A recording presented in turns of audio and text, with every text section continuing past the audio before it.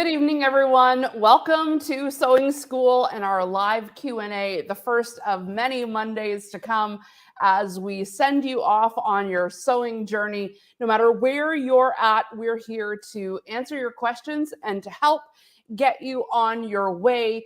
I know a lot of you have been receiving your 101 kits in the mail.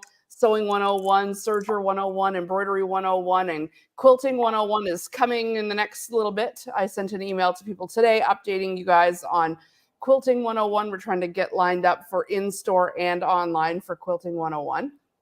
I can show you guys a little sneak peek of the quilt in a little bit if you want to see it. But we're here to predominantly answer your questions tonight. And we've got, of course, our favorite sewing expert with us tonight, Amanda Brown. Hello. Hello. How So good to be back. Yeah. What are you making these days? Oh, I am trying to finish a hockey quilt that I started last year, but it's not hockey. It's just all my favorite fabrics so that when I'm at hockey, I'm happy. So it's not like hockey jerseys or uniforms or anything like that. It's, the thing you sew when you're at hockey. It'll make me happy. And I've sat with many a quilt on me at the rink, hand stitching the binding, which does double duty because it does keep you warm, whether there's binding on it or not. Absolutely. Yeah. These are Canadian problems, Canadian solutions, actually. So I want to know where in the world you are tuning in from tonight. Speaking of Canada, I am in Kingston, Ontario. Amanda, where are you joining us from? Just outside of Hamilton, Ontario. All right. So where are you guys tuning in from tonight? We want to hear from you. I'm going to call up some questions that were emailed in earlier today, which is a great idea. If you are working on any sewing project and something just comes up like, what the hell? What do I do about this? While you think of it, shoot us an email at info@homemade.ca, and we'll include it in the Sewing 101 broadcast. And that way, even if you can't join us live, you can always tune in. The lives stay posted. And if you're going to email it in, we're going to answer that question tonight for sure. So let's just take a minute to say hi to everybody who's here tonight. Hi, Sari. Hi, Alice. People watching from London, Ontario. We've got Christine Robertson. Hello, Christine from Brighton. Deborah in Chatham. Carol from Morrisburg. We've got Marie Agnes in Oakville. How's everyone doing? Donna Branton, thank you so much for being here also. So great to have you guys here for our Sewing 101 Q&A. Lots of people in from Quebec tonight. Bonjour. We've got a couple questions coming in already. So let's just bring up the first one we see there while I call up some of the ones that were sent in earlier today. We've got Christine asking, can you use 505 glue stick instead of 505 spray when hooping? So this is an embroidery question. And to be honest, I would use it in a pinch. The reason why I say in a pinch only is, and Amanda, you can weigh in here too, is when you're, and I just ordered those glue sticks, by the way, for the shop downstairs. I just ordered like 30 of them. So I'm excited to try one. Well, I have tried them before, but that particular glue and any glue that comes in a stick, you can't evenly disperse it. Or if you do evenly disperse it, sometimes you get little chunks and that can leave kind of some bubbling. And that's a lot of glue to get on your needle. When you're using the spray adhesive, there's such a misting. It's a very fine layer of adhesive that you're putting on. And I do worry that if you're using the glue stick, you'll get kind of some chunks in some spots. So while I would totally use it if that's all I had and I was hankering to be embroidering, for sure I would use it. But that's the risk I'd be willing to take. Amanda, what about you? So is this for applique?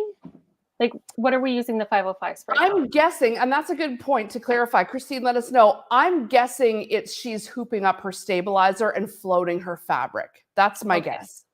So often what I do in that case is baste it. Use the baste function if you have it on your sewing machine, and put it down, baste it, and then that's going to hold everything in place.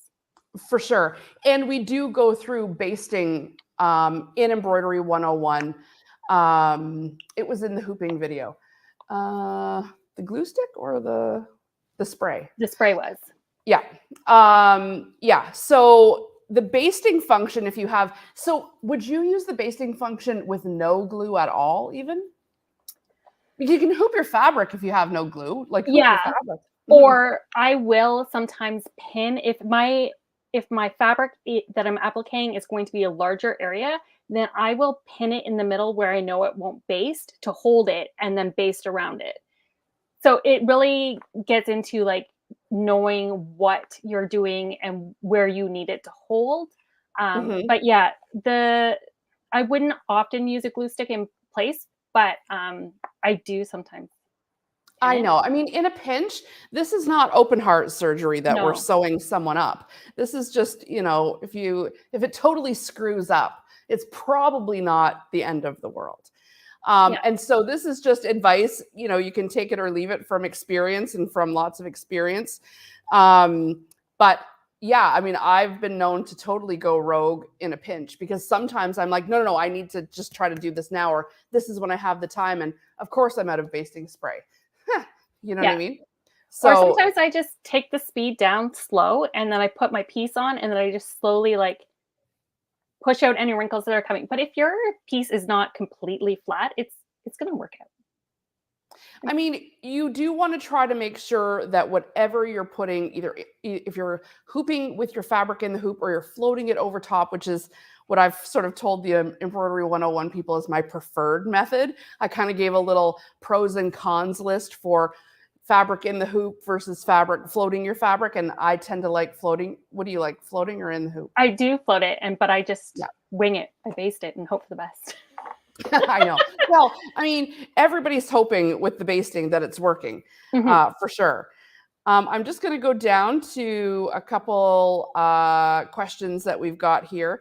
And Karin, please be looking for me too. I can hear you here if you want to shout out if I'm missing a question that's zooming by in the comments. I can see the comments here, but sometimes I miss them if I'm... Well, Marie Agnes is saying about the glue in the Precise bottle, which is great, but I would caution heat setting it before you start sewing because it will just slide around. But yeah, I glue a lot. I'm just gonna, I'm gonna glue too. Karin, I think you do need to mute because I'm getting feedback from. Okay, Elmer, that's a good tip. Very good tip. This is what I like. Everybody kind of chimes in with their tips too.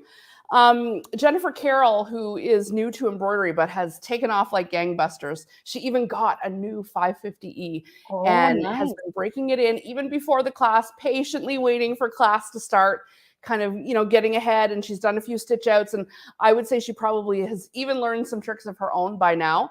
It doesn't take long before you're like, this works, this didn't work. But she wanted to know, when do you change the needle apart from when it's broken? And she's pretty much touched down on the question of the ages. There's lots of opinions on when to change your needle, and especially with embroidery, because it's really always working at top speed and doing a maximum number of stitches compared to, you know, a regular sewing project, let's say. Amanda, what's your rule of thumb for changing? Let's start with your embroidery needle. So honestly, with my embroidery, if it's a standalone machine like the 550E, it's when it starts to sound weird. And that's just knowing your machine. You'll start hearing it thump, and then you know it's time. But it probably was time before that. And I know there by the time it gets to the thumping. And we do have a little part in one of the early lessons in Embroidery 101 where we say, all right, this is stitching along. Now let's all listen. Because this is the sound your machine makes when everything's working correctly. Because, you know, it's kind of one of our first stitch outs, and we're assuming it's going right. And so when you get to know your machine's sound, that's the number one indicator that it's time to thread the needle. And usually people call me up and say, I need a warranty return. My machine is a piece of burp. And then we say, how about change the needle? And then they're in love again. The needles cause, like, if there's problems going on, it's the needle. It always is. But 9 times out of 10. And we just forget about the needle. It's like sort of the unsexy part of the whole shebang. That and stabilizer. Just use whatever. You know what I mean? But that was one of her other questions is, what other types of needles can you use to embroider with? But actually, before I even get to it, I think we maybe need to be a little more specific apart from just listening for the thump. Yeah. I'd say if you've clocked, 3 or more embroidery projects, probably time to change the needle. Yeah. Or if your embroidery, each project is more than an hour each, you know what I mean? It's probably time to change the needle. And like needles aren't that expensive compared to everything that you've invested in this beautiful machine. You can get a pack of needles for $8.99. Just come on in or I'll ship you some. They're not expensive. And so, yeah. And Jennifer's just following up. Will it sound different on different materials? For sure it will. But you will notice that immediately when you start sewing on that different material, that your machine sounds like your machine, but it's really going through the leather, like a little thicker, a little denser. But you'll mostly hear like a click, like some sort of click. The dreaded click. The amount of times I've gone running through the house. Yes, something's about to tangle. And the needle, a good one is if you see your embroidery hoop lifting a little, like and kind of thudding down onto your machine. Ask me how I know this so repeatedly. And I'm like, I don't know why it's doing that. That's why. Well, and sometimes if it continues to do that after you change your needle, it can be the height of your presser foot. So sometimes if it's too high, it'll bounce more. And if it's too low, you'll see some drag. Right. And that's especially, if you're using a dual machine too, and you don't have a foot that's static, or if you're using a foot with the spring, I've been known to embroider with the darning foot that has the spring. Whatever works. Yeah. Yes. Okay. I do want to get to one of Jen's other questions, which was, what other types of needles sorry. I'll get to this. Let's get to the needles in 1 second. Let's answer the question that's on the screen. My 550E keeps shredding thread. I've changed my needle. What else could it be? Oh, this is so frustrating. I hear you on this. Yeah. You want to start or you want me to start? I can start because I've had this problem. Sometimes it's the quality of the thread. Crappy thread does crappy work. So make sure that you're getting a good quality thread to put on your machine. Sometimes it's how your thread is coming off the spool. Having a thread stand independent of what's on the 550E is super helpful. You can get ones that like snap onto the back or one beside it, and that helps the thread go through nicer. Another thing is your thread net. You know those nets that you get with your machine? You're like, what are these? I think I have one right here. And you're like, what the heck is this? I know. It just looks like they dropped it in your box, but why? Yeah. Yeah. They're white. They help so much. And you think it won't help, but it does. Let me see. Sorry. Oh yeah, these big nets. So you put it around your cone. Yeah. And then if bring you have a your big thread one, out. you can shove it up the bottom and fold it up the sides. That was a great description. Right up there. So like if you have a big cone like this, you can put the net in the bottom and then fold it up the sides so you're not dealing with a whole bunch of excess. Yeah. And that can also help keep your thread steady. Because a lot of times what's happening is it's shredding because it's pulling like fast and it's going through the needle and it's getting shredded there. The other thing you could check is that you're using the right kind of thread, not just a good quality thread, but the right kind of thread for embroidery. And, she's probably sitting at home going, I am, don't you think I know this? But we're just going to go through it for everyone. And then we'll get to the really specific things. Yeah. But the right kind of thread for embroidery, we go through in Embroidery 101 class. if shine, look for some shine. This is sort of a fail safe in terms of whether or not, when you're looking in your stash and there's no label on the thread, can I use this for embroidery? It's probably good for embroidery if it's got some shine to it. That means it's probably a 40 weight polyester, could be a 30 weight rayon. These are both great choices for embroidery. And that's because, well, rayon especially, not great for construction. It's not quite strong enough, but it is beautiful as decorative stitches. So make sure you're using probably one of those two for embroidery. People do use, variegated in cotton, 50 weight cotton that's variegated too. Like it looks quite nice. But if you're new to it and really trying to troubleshoot, make sure you're using a thread that's made for embroidery also. Yeah. Right. Yeah. The other thing I wanted to point out is that sometimes in the odd case, you might have what's called a burr. And a burr, it's just like when you get one if you're going on a walk in the woods. It's just like this annoying, picky little thing that just ruins your day. And what it is just a little shard of metal. Somehow, somewhere, something got sharp. And it's literally shredding the thread as you go through. You did say you've already changed your needle and whatnot.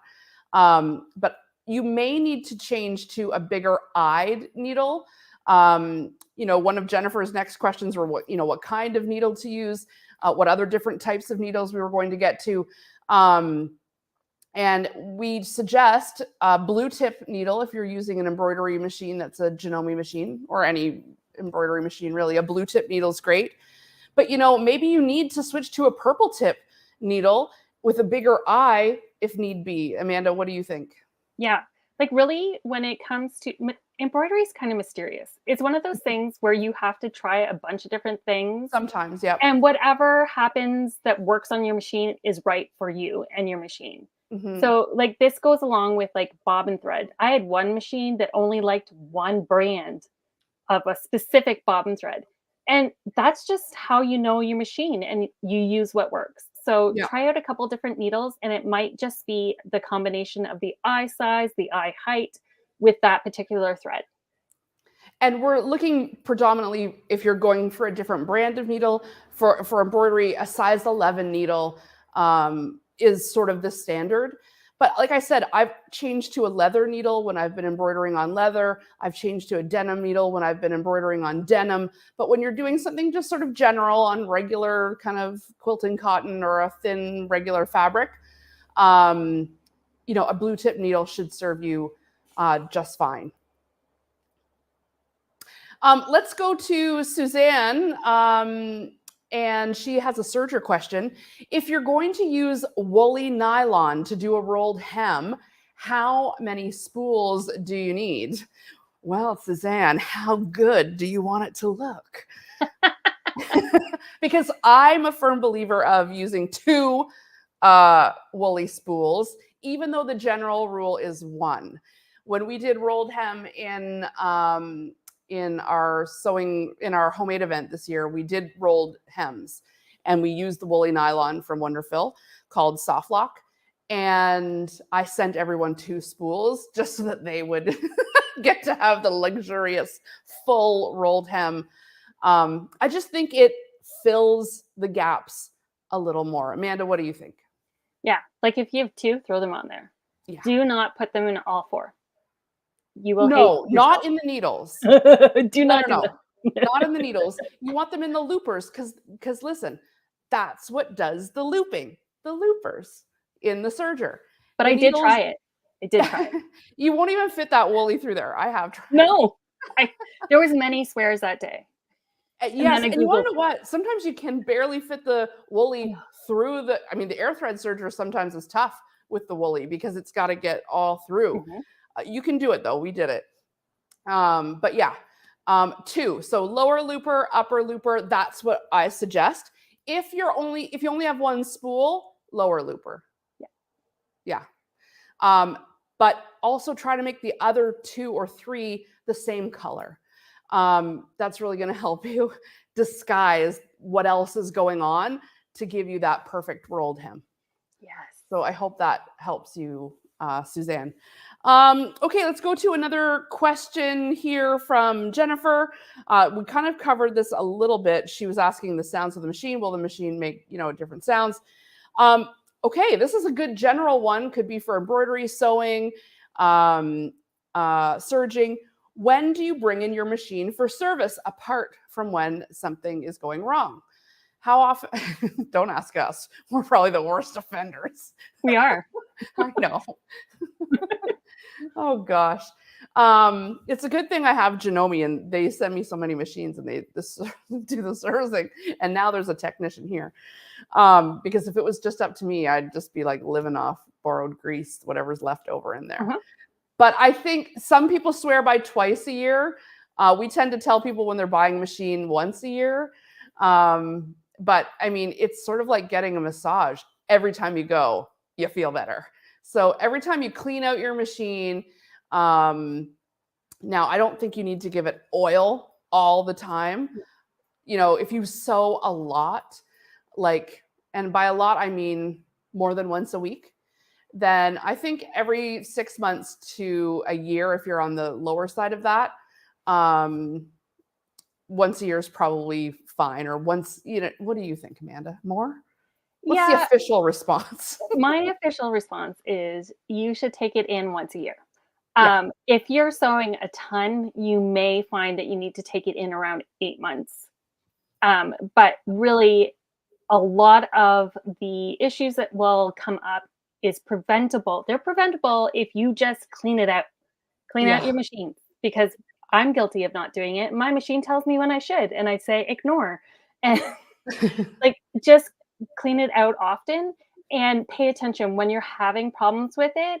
It's better to get it looked at sooner than later. Yeah. And it'll serve you well. It will. And, Janome's are good machines. Most, big brands are good machines. But it's like a car. You can have the best car out there, but if you've never changed the oil, you're pretty much screwed. It can only do so much for you. And And don't use the canned gas. Do not use the No. canned air. Do not do it. Just don't. No. I'm guilty. Don't do it. Yeah. And there's only so far you can get in your own machine when you're cleaning it. That little tiny brush only does so much. It can do a lot. And those little brushes are good. They can get a lot. But yeah, at least once a year. In fact, we're having a grand reopening this weekend, Amanda. And one of the specials we're doing is 50% off cleanings if you drop your machine off during the grand opening sale. So anybody who's local or semi-local or wants to do a day trip, bring your machine. We could even ship it back to you if you bring your box. But leave your machine here if you're coming to the grand opening sale. Even if you're not really sure when the last time it was cleaned, then you can we keep you in the calendar and we'll remind you, hey, it's time for a spa day for your machine. Anyway, 50% off cleanings is part of the hoopla that's happening here this weekend. And I'm selling off all the floor models. Awesome. I know. That's great. I'm just going to start over. So there's lots of great ones there. And I'm going to, anyway, we can talk about that later. Okay. Donna Branton wants to know, where is the format function on the CM17? Do you mean the basting function? Formatting your USB stick. Oh, to format the USB. I know Donna's always getting the file from the computer to really, you just have to stick the USB in the side of the machine and it's formatted. You don't really have to do much. Am I wrong on that, Amanda? I don't think so. I haven't tried it because I use the fancy wireless function. Yeah. Donna. Is your Wi-Fi failing you, Donna? Let's hook you up with that because it's magical. When it goes, my computer says. I know Donna does normally use the Wi-Fi. Yeah, the Wi-Fi is pretty good. Donna does normally use the Wi-Fi, so there may be something up with that. But you don't have to format your USB. You should just be able to stick it in the side of your machine, and the machine will automatically put an EMBF or EMB folder on the USB. You don't have to physically do that. And then you can just bring it over to your machine. If it's not done, I was looking up to see if there was a quick answer online for you, but I can we'll get back to you if it's different than that. Yeah, and if we've steered you totally astray, we'll email you afterwards. I do that if all we've the given time. you all the wrong advice. Someone's asking, how about a teeny vacuum to Yes. clean the machine? I think I even have one under here. Yeah, We had definitely. one. Yeah, we had one on TSC like a couple years ago. It was like a little tiny like dust buster. Yeah, if you have one, put it in there, suck it out, see what you can get.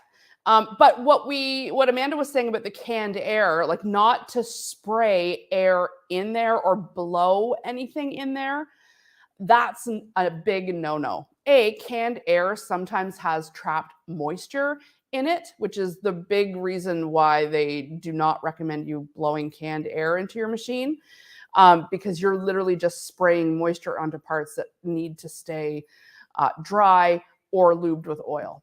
So, and some of them have like a byproduct in it. It's not good. Yeah, so stay away from canned air. That little tiny white brush that comes with your machine, and we have little extra cleaning kits in the shop, so we could put a link up to that if you're really interested. They have a few extra like longer bristled things and stuff like that that can help, but even just your little brush will do the job until you bring it in. Donna's just following up. We'll get to Tammy in just one second. With the 550, I had to format it. Sometimes Wi-Fi plays silly games. Yeah, no Wi-Fi on the 550E. And so that kind of brings me to Tammy's question. Can you attach your 550E to your computer? So it has that cord, right? Yeah, because I lost it. I know.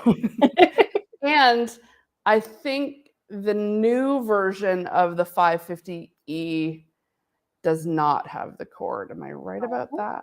I don't know. Which machine just came out with the limited? It's the 550E. The new 550Es do not have a cord. No. They don't. But they do come with a USB stick. So if you have an older version of the 550E, and I know this because the reasoning is because of the chip shortage. They had to, there was no more cords. And to be honest, most people don't use the cord. Some, but if you use the cord, it's essential. Yeah, Jen, you got a new one because she just got her 550E. There was no cord. The new ones don't have cords, but you can if it has a cord.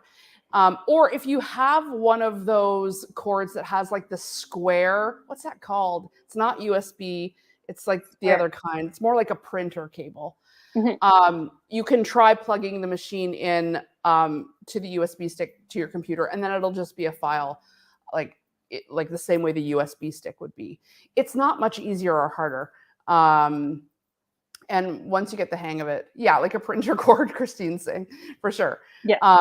But you don't have to format the USB stick. It's been a long time since you had to do that with any of the machines. As long as you just stick it into the machine to start, you should be able to find it. And use a USB that has a small number of megabytes on it.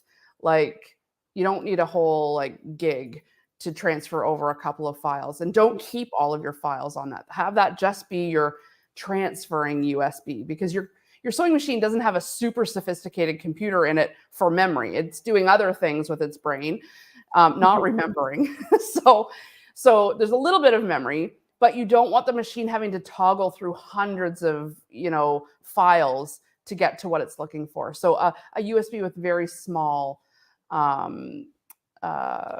memory is best. I know the CM17 says under 64 gigs, which is still not very small, but definitely you don't want, some of the new ones are coming at 256 or something. It's ridiculous. Wow. Yeah.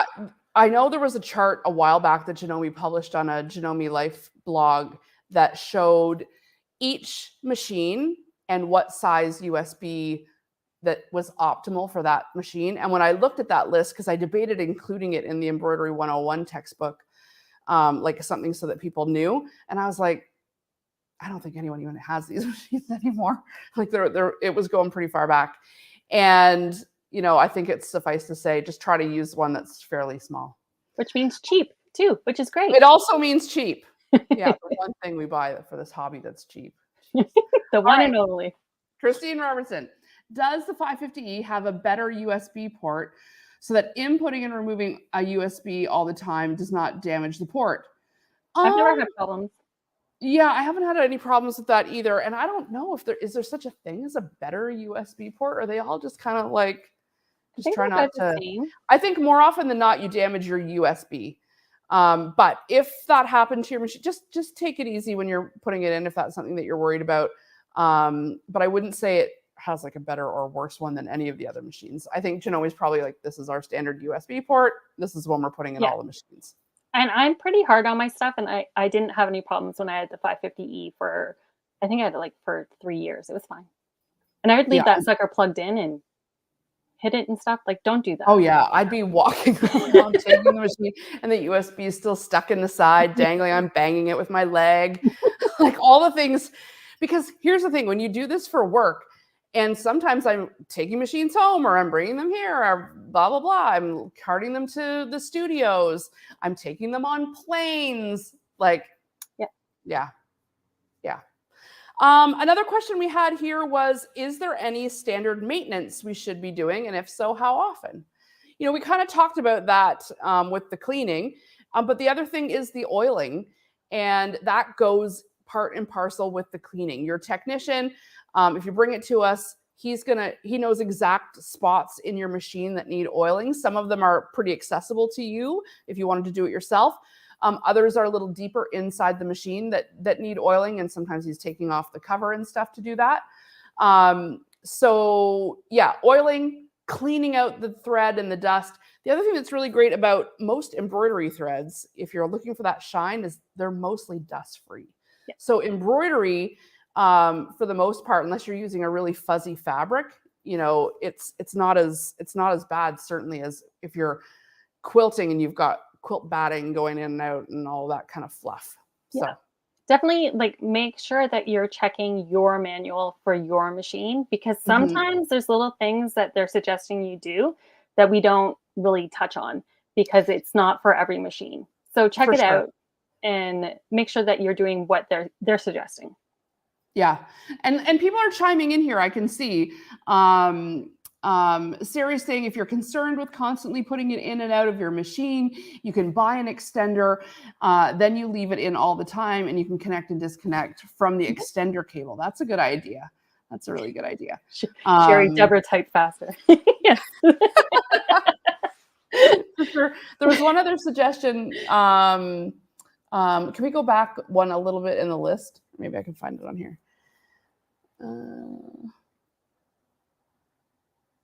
It was suggested from Deborah.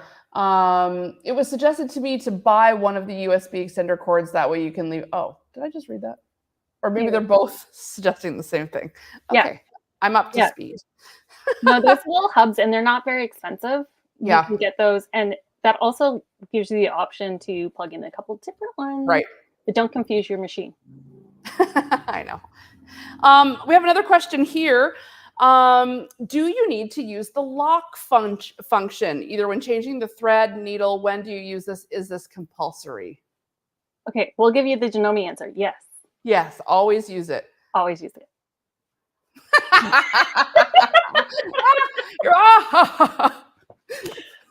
Okay, but if you're having problems with your needle threader, use your lock function. Yeah, it sets things up nicely for you. It does. And if you have any of the Continental machines, it forces you to use the lock function if you're going to take off the stitch plate or do any mucking around like that. Even using the needle threader, you have to lock the bloody thing. Okay, but I've also accidentally hit start stop on my embroidery machine while threading.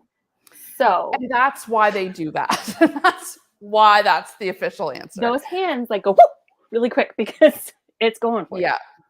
Yeah. It's true. I mean, the official answer is you should lock it when you are changing the needle or when you're doing anything under the needle that you think like, what if your like forehead hits? Like this is the kind of thing that happens to me. Yeah. Yeah. So the official answer is use the lock when you're doing any mucking around under the needle. Do I do it every time? No. Hell no. No, I don't. Sometimes I just roll the dice and live on the edge of not locking it, because I'd be locking it all the time. But appreciate that accidents can happen, and that's why it's there. And I have made several accidents in my life. Yes. That are Someone very wants to know, annoying. will the 50% off the machine be available online? If you would like to ship your machine to us, we will work out a shipping rate for you to get it cleaned. And yes, it would be available to you. So this is for cleaning, not 50%. This is for servicing. You're Yeah. not doing 50 off machines, because we're going to load up, Jen. Load up. 50% off cleaning your machine. Now, I do need to preface that to say that that's off the servicing. If your machine is broken or not working, that of course takes more, tech hours and things like that. So if we found an issue, or if you have an issue, just let us know. You'll still get 50% off the cleaning part, but if we have to fix something, then that's different. But you'll still get 50% off the cleaning. People are just talking amongst themselves. How are you doing with the new 550E? I love Donna. That's great. That's great. I just wanted to reiterate, if anyone is wondering, where the heck's my kit? Or I didn't get my links today. Please email. Well, the kits, give it a little bit. Everyone should have already received their Serger kit. And the embroidery kits also went out last week. Sewing 101 and Quilting 101 are slightly delayed in going out, mostly because of me. I'll just be totally honest and ask for your forgiveness.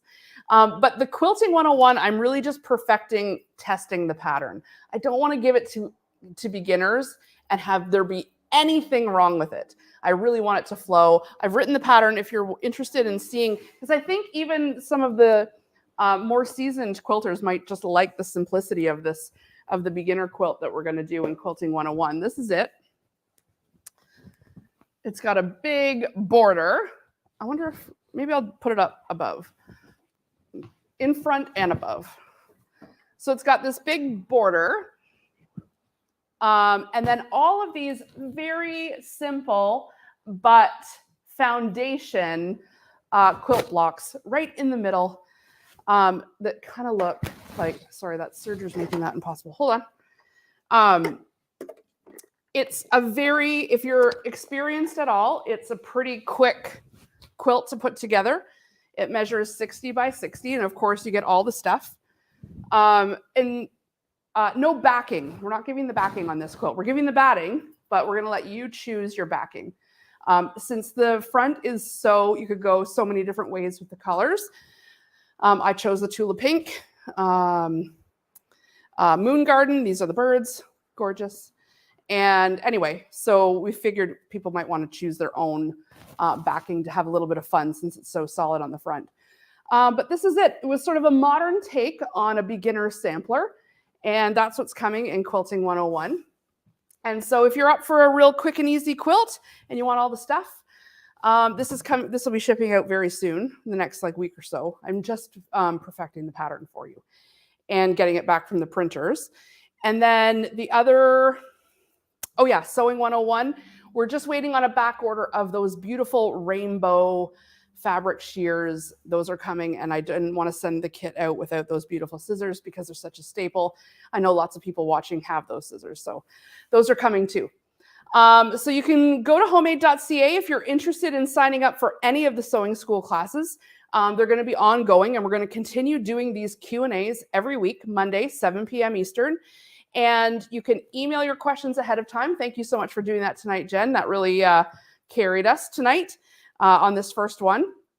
Do we know each other? This is funny. I love the comments. It's great. So we've got a few minutes left. If there are any other burning questions, now's the time to get them in. Amanda, what suggestions do you have for people if they're taking on their first quilt? A lot of forgiveness. Just embrace it. Not everything's going to line up. It's okay.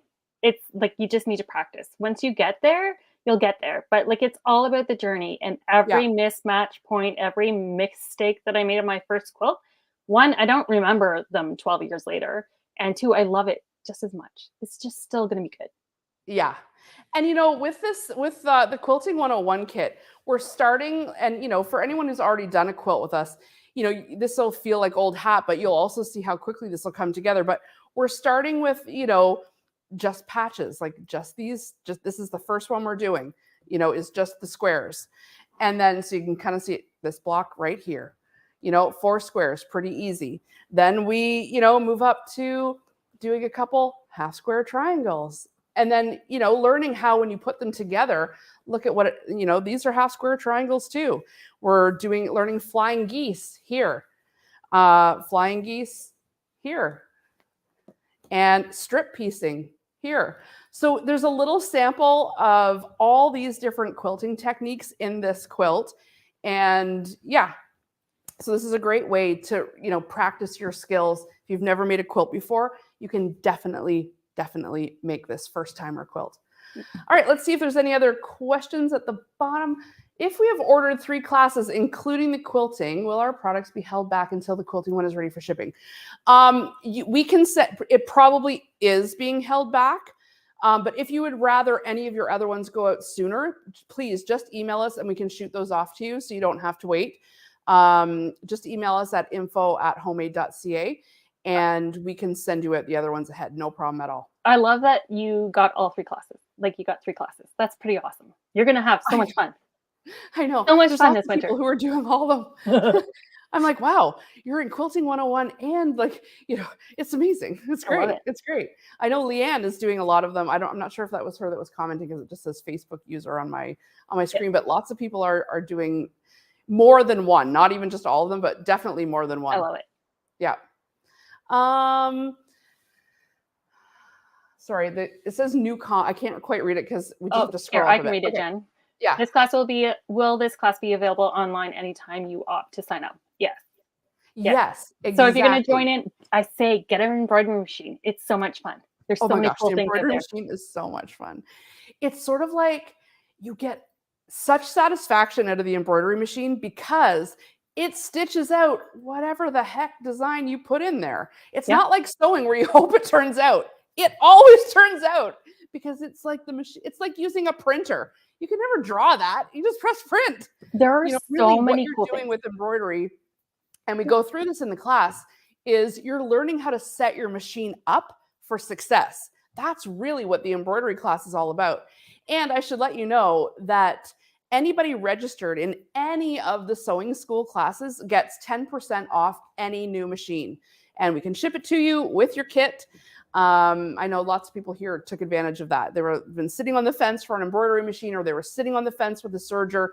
Go ahead and you can use, we give you a code as soon as you've registered, and you can get 10% off any new machine. So Tammy's saying instant gratification, 1,000%. That's what embroidery is. It like stitches something out and no one is like, you made that? Whoa, how'd you make that? Yeah.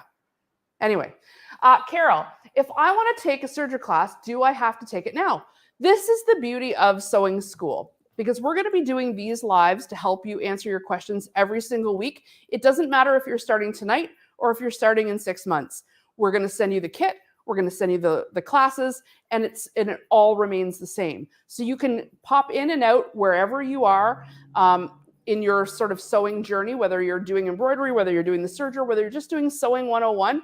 We're here to help you tonight. Whatever questions you have, you can pop in and do it anytime. So Carol, if you want to take the serger class, register for it tonight. We'll send you off a kit and you can do it whenever you want. You have unlimited access to the quilting class or the serger classes with Amanda. She's the one teaching the serger class.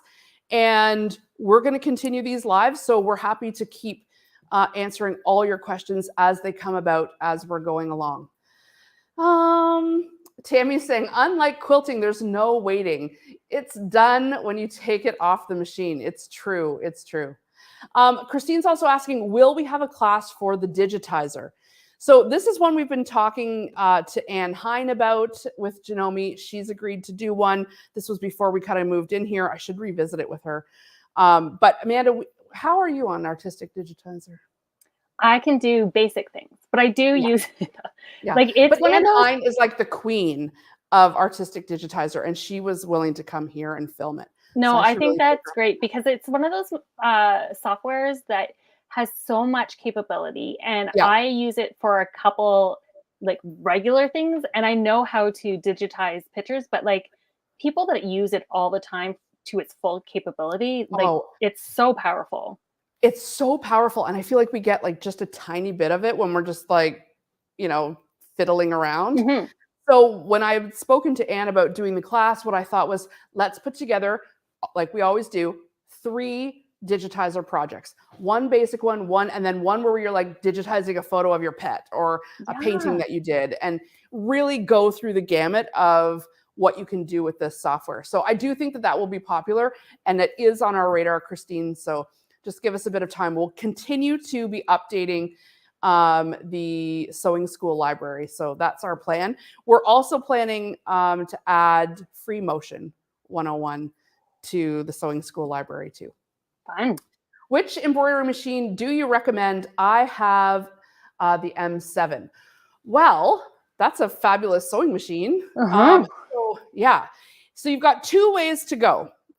You can get a standalone embroidery machine like the 550E. That's probably the one I'd recommend if you already have the M7. Or you could do like Donna Branton. She had the M7 and the 550E, traded, got the M17, which is basically the M7 and its embroidery unit, which has the largest hoops out there. But of course, you have to have the budget for that. So Yeah. depends on where you're at. If you send me an email, I could work something out for you. But you get 10% off no matter what, even if it is the big guy. And I would recommend the 550E for sure.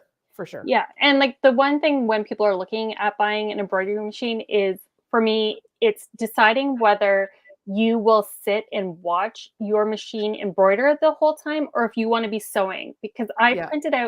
I did a freestanding lace coffin for Yes. Halloween, and that sucker took hours to print out. Hours freestanding lace. Yeah. So, I sewed on my other machine at the same time. So, if Yeah. you see yourself doing projects that are going to be like that, you might want 2 different machines. Or if you just have no space, a combo machine is a great option.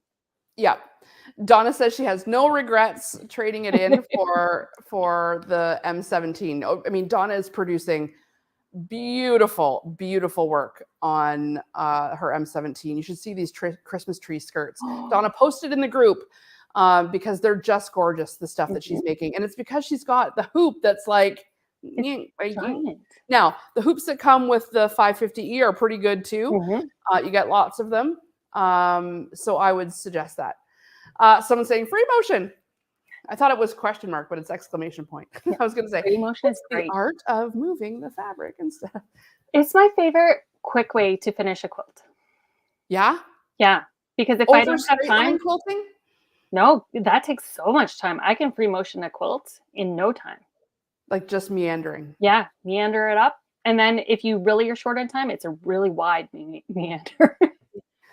I mean, I don't love the look of meandering. Well, I mean, just saying. like, To it's each not his my own. preferred method, but it is my go-to. If it has to Yeah. be quick, it's If you have that. to be quick. Yeah, Mhm. fair enough. Fair enough. And you know what? It is a really good way to master getting control of your movements. You know what I mean? Just like it's nice and easy. Yeah. Oh, did you see my Tilda, the flower vase embroidery? I did it Yes. with 2 That inch was circles. It was beautiful, it's but, like, what was beautiful. I thinking? That's the quilt we were going to do in for that was going to be our quilt that was going to be the quilt of the year that we did in our virtual quilting event, but we couldn't get the rights to it. But it's a free pattern, go find it. It is a free pattern. It is a free pattern, but we couldn't get the rights to the fabric. Yeah. Politics at work. Okay. I know. Like, who A quilting in cares? the hoop, yes.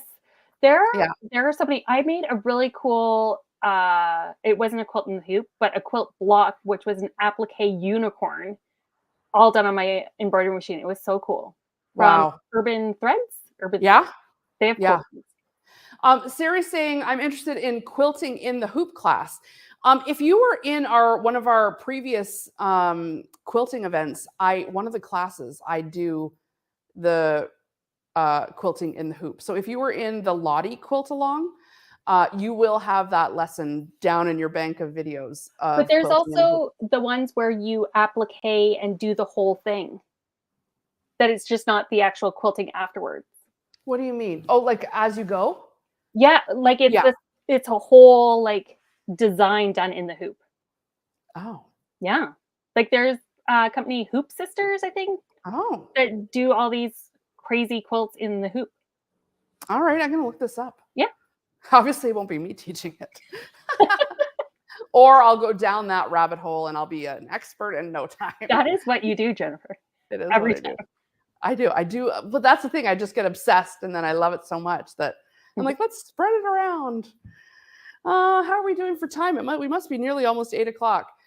Any last questions before we sign off for tonight? It's never too late. If one comes up, you can always post it in the homemade group. Yeah. If you're not a part of the Homemade with Jennifer Tryon group on Facebook, it's a private group and it's filled with all of you guys. And people helping each other, posting what they're making, showing off what they're doing, getting questions answered. So if you're midweek and something comes up, you can just post right in that group and we'll get right back to you. We're always, we get notified as soon as someone does. So we're usually pretty quick. And there's always people coming to the rescue, just like you see in this chat here, people chiming in and giving their advice and tips, which is really great. The Christmas tree skirt is quilted stitch in the ditch at the end.